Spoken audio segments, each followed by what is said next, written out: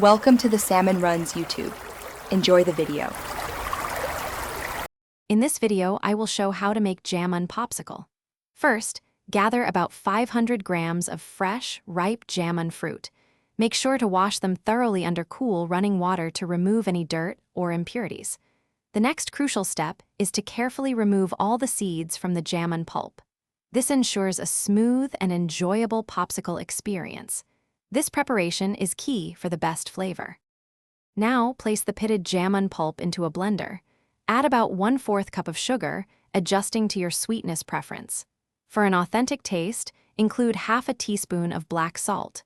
Blend these ingredients together until you achieve a perfectly smooth puree. This step is vital for a consistent texture in your popsicles. Ensure no large chunks remain. Once blended, strain the jamun mixture through a fine mesh sieve into a clean bowl. This removes any remaining fibrous bits, ensuring a silky smooth popsicle. Next, carefully pour the strained liquid into your chosen popsicle molds, filling them almost to the top. Finally, insert a popsicle stick into the center of each mold.